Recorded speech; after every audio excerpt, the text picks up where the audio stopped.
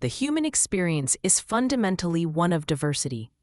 We live in a world where billions of individuals process reality, regulate emotions, and form relationships in countless ways.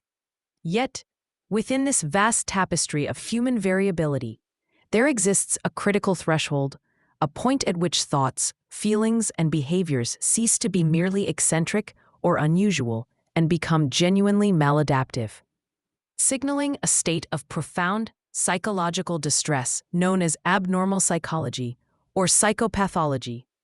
Defining this point is not a simple exercise in drawing a line in the sand. It is one of the most complex, debated, and ethically charged tasks in the entire field of mental health.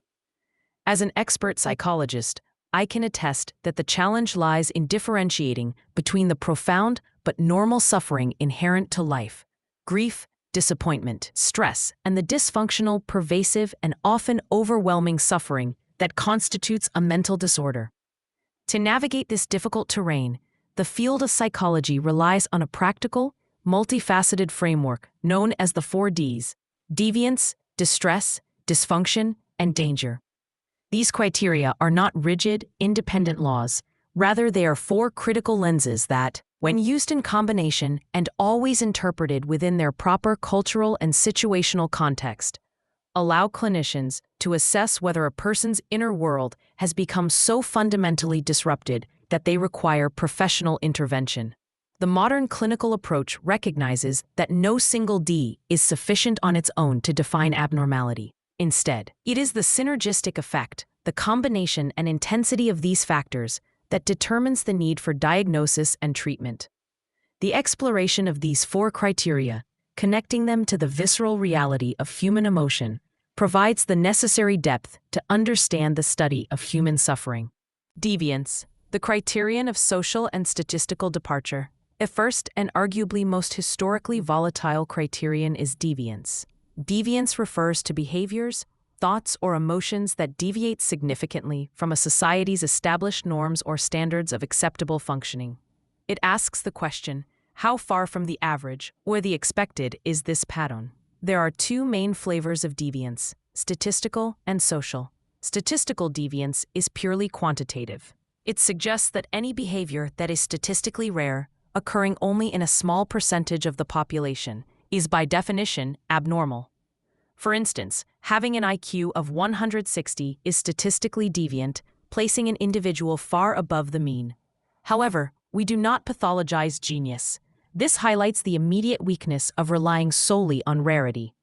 If deviance is to mean anything clinically, it must be paired with other negative consequences. Social deviance, on the other hand, is qualitative and cultural.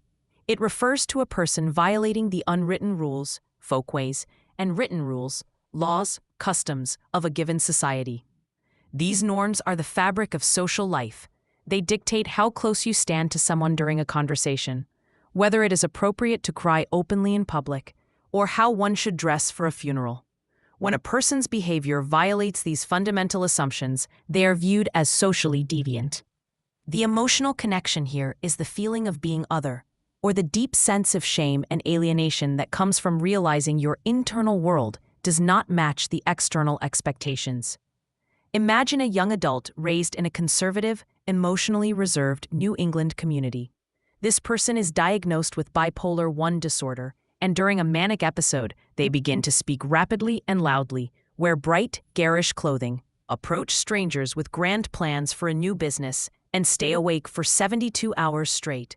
In the context of a loud, perpetually bustling city like New Orleans during Mardi Gras, some of this behavior might be tolerated as high-spiritedness.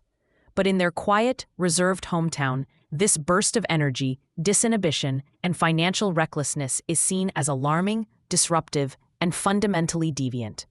The community responds with fear, avoidance, and judgment. Isolating the individual, the person, post-manic episode is left with the crushing emotional burden of having violated the most basic social contracts, often leading to intense shame and self-recrimination. The deviance is not just in the behavior itself, but in the social and emotional isolation it provokes. The limitation of deviance, cultural relativism. The most significant limitation of the deviance criterion, and the reason it can never stand alone, is cultural relativism. Norms are not universal, they are taught. What is considered a sign of mental health in one culture can be a symptom of illness in another. A person who hears voices of ancestors speaking to them would be considered highly skilled and spiritually connected in certain indigenous communities. In a modern Western psychiatric ward, this same auditory experience, divorced from any cultural context, would be classified as a psychotic symptom, often leading to a diagnosis of schizophrenia. The history of psychology is littered with cautionary tales, such as the pathologizing of normal emotional responses like intense, prolonged grief, or the cultural bias inherent in defining female hysteria in the 19th century. Therefore, a modern, ethical clinician must treat deviance merely as a flag, a signal that something is unusual, which must then be immediately screened through the other three, more subjective and impact-based criteria. The emotional resonance of deviance is that it teaches us to be humble. The diagnosis must never be used to enforce conformity, but only to relieve suffering. Distress, the criterion of subjective suffering. If deviance addresses how others view the person, distress addresses how the person views themselves and their internal experience. This criterion focuses on the subjective emotional pain and suffering that the individual experiences as a result of their behaviors or thoughts. When thoughts or emotions become so intense, pervasive, or terrifying that the person is overwhelmed by them, they are experiencing distress. This is the engine that drives people into therapy. Most people do not seek help because they are deviant, but because they are in relentless agony. Distress is not the same as normal emotional pain. Grief is distressing, but it is adaptive. It serves a natural human purpose. Clinical distress, however, is often maladaptive. It is pain that does not resolve, that is disproportionate to the current situation, and that feels utterly uncontrollable. To connect this to real life, consider the raw, physical agony of a panic disorder. A person with this disorder may be waiting in line at the grocery store, a mundane, safe environment. Suddenly, without warning, the distress hits. Their heart rate skyrockets. They sweat profusely. Their chest tightens so fiercely, they feel certain they are having a heart attack. They become dizzy, and a primal, overwhelming wave of terror washes over them. The emotional experience is not simply fear. It is the absolute conviction of imminent doom. This experience is unwanted, terrifying, and profoundly distressing. The person is no longer simply scared of an external threat. They are terrified of the internal state itself. They may seek out unnecessary emergency room visits, believing their body is failing, when in fact, they are experiencing psychological distress.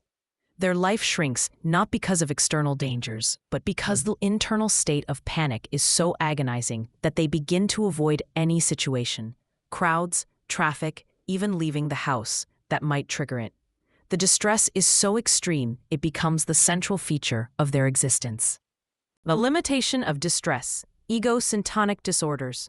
Like deviance, distress has its critical flaw.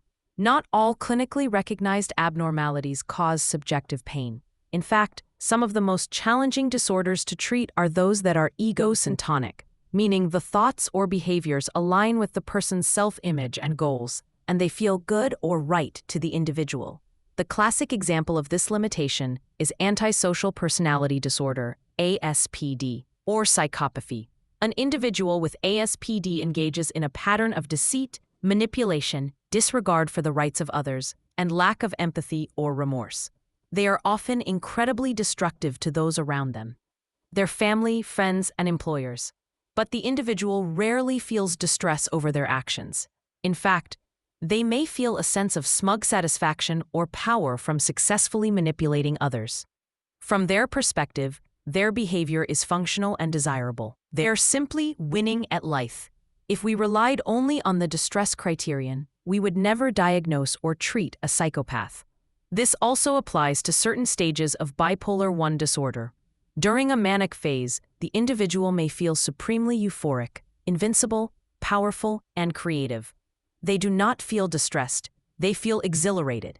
They may resist treatment because they do not want to lose this godlike feeling. Yet, their behavior is clearly abnormal because it is highly dysfunctional. They may spend their life savings, destroy their career, or alienate everyone they love, and often dangerous. Therefore, the distress criterion is most useful as a measure of client motivation and suffering, but it is not a sufficient measure of psychopathology.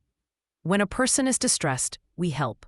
When they are not distressed but are causing harm, we rely on the other Ds.